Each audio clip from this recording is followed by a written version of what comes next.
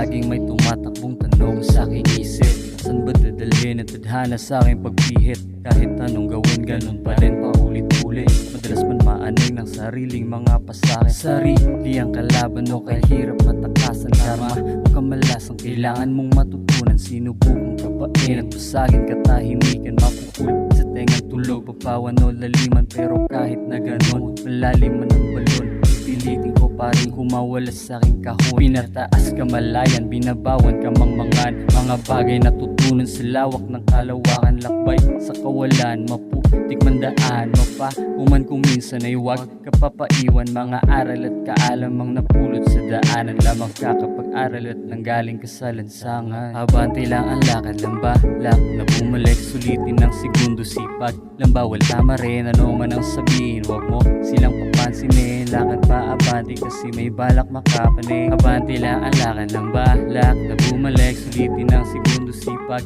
lambawal tama rin. Ano man ang sabihin, huwag mo silang papansinin. Lakad pa abante kasi may balak makapanig. Pagmulat ng aking mata, doon ko nakita iba't ibang uri ng mga problema. Kaya dinadaan ko na sa aking pahina para mabawasan ng bigat nitong dala-dala. Minsan sa may kwarto palaging nag-iisa, mga mata mapupula at tumatawa mag-isa. Buti nakahanap agad ng solusyon para di ako mabilanggo sa aking emosyon. Para makabangon sa ganitong sitwasyon, dahil ipagpatuloy ko pa aking mga misyon. At wala na kong balak pa na huminto, isasagad ko na pati sa aking bungo. Kahit ilang lait pa sa akin ang iba ko, di na matitinag parang General Bato. Sa bawat pagkadapa sa aking mga paa, laging bumangon, yan ang turo ni ina. Abante lang ang lakad, lambalak na bumalik. Sulitin ng segundo sipag, lambawal tama rin. Ano man ang sabihin, huwag mo silang papansinin. Lakad pa abante kasi may balak makapanig. Abante lang ang lakad, lambalak na bumalik. Sulitin ng segundo sipag,